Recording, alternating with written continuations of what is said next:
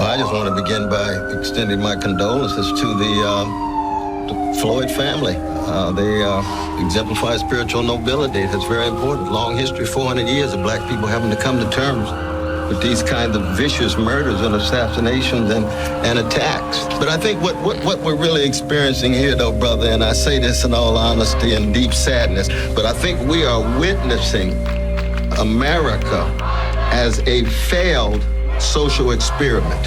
And what I mean by that is that the history of black people for over 200 and some years in America has been looking at America's failure. Its capitalist economy could not generate and deliver in such a way that people could live lives of decency.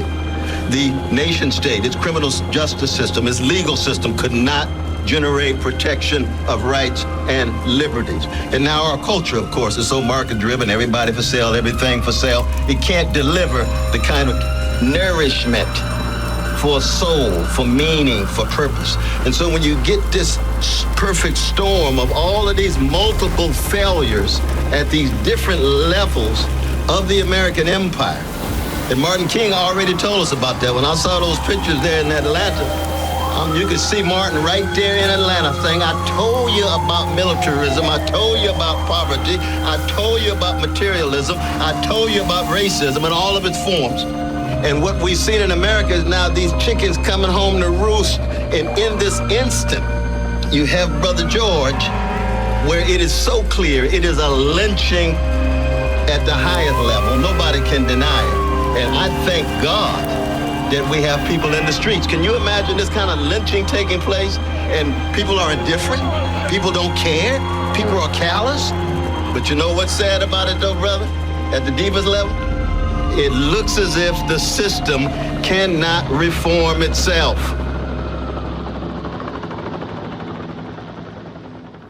I'm the son of a police officer. My cousin is a police officer.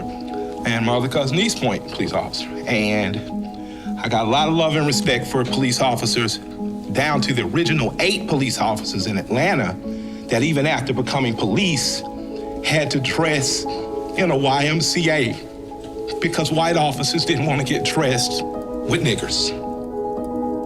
And here we are 80 years later.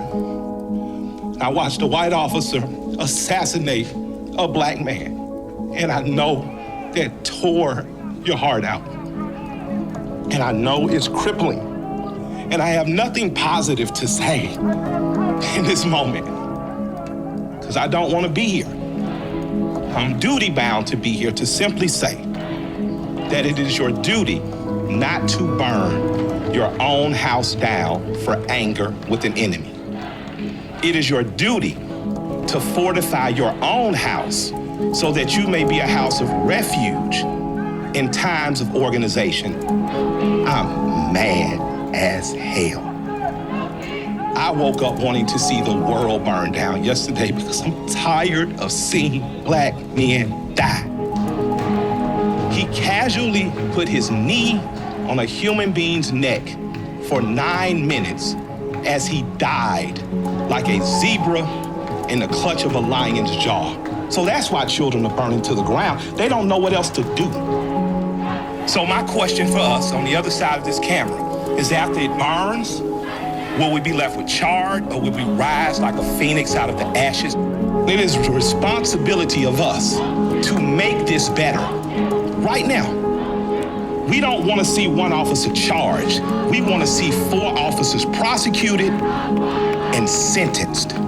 We want to see the system that sets up for systemic racism burnt to the ground. But what I can tell you is that if you sit in your homes tonight, instead of burning your home to the ground, you will have time to properly plot, plan, strategize, and organize and mobilize in an effective way.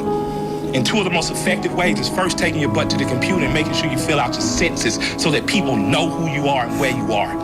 The next thing is making sure you exercise your political bully power and going to local elections and beating up the politicians that you don't like. Now is the time to do that, but it is not time to burn down your own home.